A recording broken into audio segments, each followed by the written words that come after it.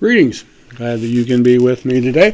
I'm Steve Cole, the pastor of the First Methodist Church in Oswego, Kansas, and the West Mineral Methodist Church in West Mineral, Kansas. Glad that you can be with me today as we're going to have a sermon for November 12th, 2023. We've kind of been going through some of the Old Testament stuff from Exodus, and right now the people have gotten out of Egypt, crossed the Red Sea, gone out into the wilderness. God has provided manna for them, gave them the 10 Commandments of what to follow. And Moses now has gone up on the mountain to be with God, to get special instructions on several different things about the tabernacle and different rituals that they're supposed to do and all kinds of things. But Moses is gone for a while. And the people are getting kind of antsy. Where did this guy Moses go to? And so what happens while Moses is up on the mountain with God? And it's Exodus 32, verses 1 to 8.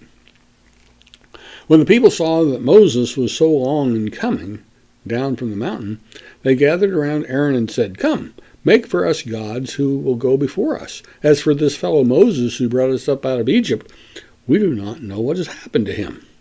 Aaron answered, "Take off the gold earrings that your wives, your sons, and your daughters are wearing, and bring them to me." So all the people took off their earrings and brought them to Aaron.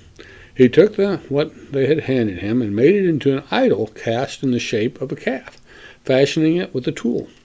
Then they said, "These are your gods, O Israel, who brought you up out of Egypt." When Aaron saw this, he built an altar in front of the calf and announced, "Tomorrow there'll be a festival to the Lord." So the next day the people rose early and sacrificed burnt offerings and presented fellowship offerings. Afterwards they sat down to eat and drink and got to indulge in revelry. Then the Lord said to Moses, "Go down before your people whom you brought up out of Egypt have become corrupt. They have been quick to turn away from what I commanded them, and have made themselves an idol, cast in the shape of a calf. They have bowed down to it and sacrificed to it, and have said, 'These are your gods, O Israel, who brought you up out of Egypt.'" May God add a blessing to the reading, the hearing, and the understanding of His Word. You know, wasn't long before that they had the 10 Commandments. And one of the 10 Commandments, what? "You shall have no other gods before me, and you shall not have any idols." Didn't take them long, did it, to start breaking some of the 10 Commandments. Those of us that are old enough to remember the Johnny Carson show remember that he had a sidekick, Ed McMahon. And his job was to introduce Johnny at the beginning of the show and then sit on the couch next to the guests. Now, once in a while, Ed would make a comment here or there, but that was about all Ed really ever did. Now, I'm sure he had other jobs he did in the background that we didn't see, but still. And he was often referred to as the second banana, right? Yeah. And those that followed in Johnny Carson's footsteps didn't really have somebody like Ed McMahon. Oh, they had band leaders that they talked to and everything, but really didn't have any character quite like him for them. One of my favorite shows is the show MASH, right? Used to probably watched every episode at least 2 or 3 times. But anyway, the main character in MASH, of course, is Hawkeye, or Alan Alda. And for the first few years, he had another guy that was kind of his second banana, I might say, Trapper John. And then later he left, and then this guy named BJ came along, and he was also, we might say, the second banana, because Alan Alda or Hawkeye, really was the main character that got most of the attention. Well, and then we think of, too, the Andy Griffith Show. It was called the Andy Griffith Show, but he had a number 2 guy, too, Don Knotts. The show just wasn't the same once Don Knotts left. Don Knotts added a lot to the show. And even though he was not got top billing, we might say, he was still pretty important to the show. Well, Moses had his second banana, if you might say. Aaron, told, was kind of the spokesman. That Moses mentioned he really wasn't good at talking, and so Aaron was the one that would do the talking for Moses a lot of times. And there are 73 times in the Bible that the name Moses and Aaron are linked together. They're just like two peas in a pod, right? Moses and Aaron, they're always together doing stuff. Yeah, most of the time, Aaron is right there, but he's kind of in the background, right? Early on, Aaron is that spokesman, and here he does something in this passage today. Moses is gone, and Aaron kind of takes over. Wow. Moses is up there get a copy of the Ten Commandments written in stone. He earlier given it verbally, now they're going to have this stone tablets. The people say to Aaron, "Come, make for us gods who will go before us. As for this fellow Moses who brought us out of Egypt, we don't know what's happened to him." Now, who actually brought them out of Egypt? Well, Moses was in charge, but it was God that brought them out of Egypt, not Moses. But still. And it's easy for us to look at what Aaron did and say, he should have known better than to do that. But all of us, in certain situations, none of us knows exactly what we might have done. As the saying goes, there, but by the grace of God go I, right? Yeah. But, there's a book that I have somewhere, don't know exactly where it's at anymore, but it said, "Yes, God, I have sinned, but I've got a good excuse."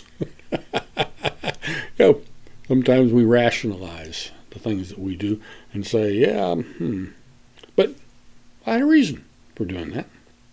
Now, not to defend Aaron too much, but maybe, the people came and they said, we want something, they couldn't see God, and Moses is gone, and how do we do this? And so did Aaron necessarily make an image of a different God? He was just trying to give them an image of God that they could worship. Doesn't excuse him of this whole thing, but there is. And he said, "These are your gods." And sometimes in Hebrew, things are said plural when they're actually singular. And so even though it says, "These are your gods," it was meaning that it's the God that took them out of Egypt. So it wasn't necessarily maybe that it was intention was to worship a different God, but just he still did it wrong because he made an image of God out of this calf. Yeah. And we stop and wonder about that. The image of God was made out of gold. What are they worshiping? Are they worshiping God, or are they worshiping this material possession of gold, something valuable? Jesus said you cannot serve God and possessions or money. So, yeah. Well, when Moses comes down, he goes, "What in the world did you do here? What did these people do to you that led them to such a great sin?" That's what Moses says. And this is what Aaron does. Aaron says, "Don't be angry. You know how prone these people are to evil. They said to me, 'Make us gods who will go before us.' And for this fellow Moses who brought us out of Egypt, we don't know what's happened to him. So I told them, 'Whoever has any gold jewelry, take it off.' And then they gave it to me. I threw it in the fire, and out came this calf." Really? Aaron, come on now. But, there's a good thing, though. Aaron, later, will make atonement for his sins. He'll realize what he did wrong, and he'll offer sacrifices to God. And God shows grace and mercy. A lot of times we think of the Old Testament as showing the wrath of God, but here we see in the Old Testament grace. That Aaron, even though Aaron did wrong, God forgives him, and he still gets to become, later, the high priest. He's the one in charge of helping the people worship God. This guy that failed miserably gets another chance. Wow. That is pretty unbelievable. He messes up big time, and yet God allows him to do this. And so this gives us hope. That sometimes we mess up. Sometimes we do something that's not quite right. And, hey, God forgave Aaron. Yeah. So we do that. And if we look throughout the Old Testament, we see there were several people that messed up here and there. Abraham, Isaac, Jacob, Moses, Aaron, Samson. And what about King David?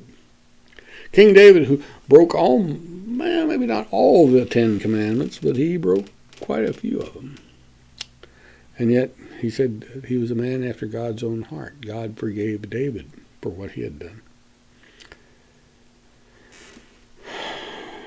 The problem was Aaron made this golden calf and used it as something to represent God.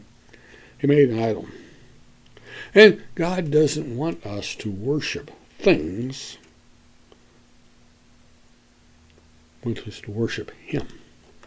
Oftentimes we think of the Bible. Bible is a very important thing for us to use because it gives us lots of information about God and what God does and how to worship God and how we should live our lives.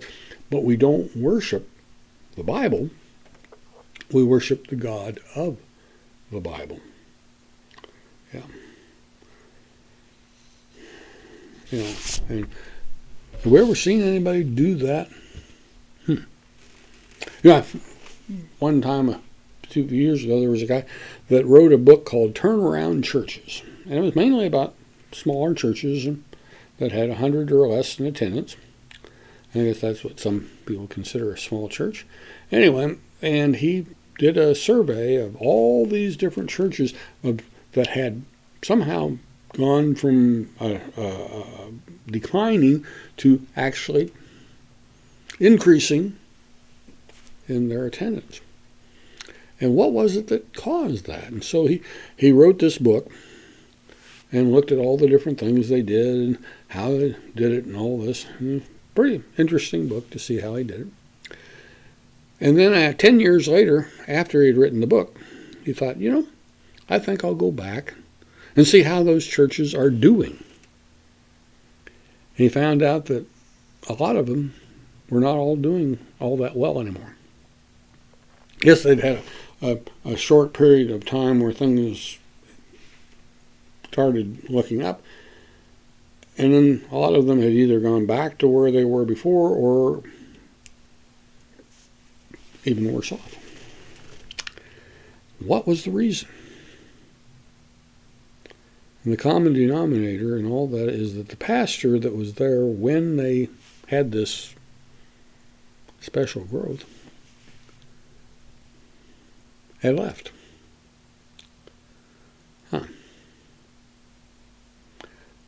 Who was actually bringing the people into the church? Was it God or the pastor? Now, idealistically, the people should be coming because of other people, because of they're there to worship God. And you kind of wonder, what were they paying attention to? Makes us think. Wow. You can wonder why God didn't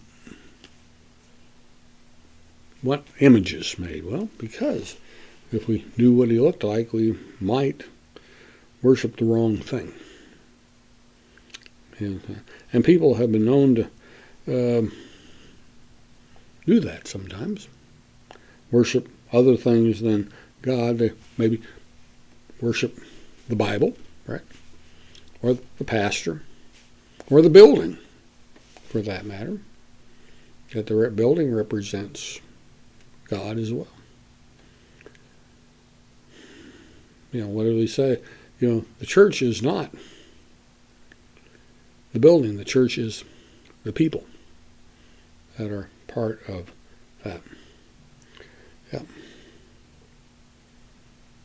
And we've all known preachers that have a good following, and people pay attention. They get lots of people there, but people are paying more attention to the person than they do to the God that they are to worship instead. And then, of course, there are those that want to worship the creation rather than the Creator. Have to be careful about that one too. That God did create the world, and He did make it, as it says in Genesis, it was good. But we have to remember who created all this, who made it. And we worship the Creator, not the creation. Well, this gives us something to think about, but also knowing that God shows grace. God shows mercy. That even though we may not do everything exactly the way that we should need to do, and we'll fall short every once in a while, that there is grace.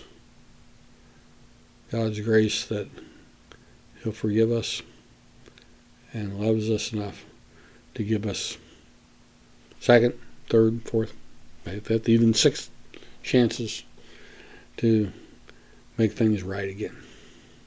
Well, thank you all for coming. I'm glad that you could be with me today, and I hope that this may have been a blessing to you, and knowing that God loves us and cares for us and guides us in all that we do. Amen.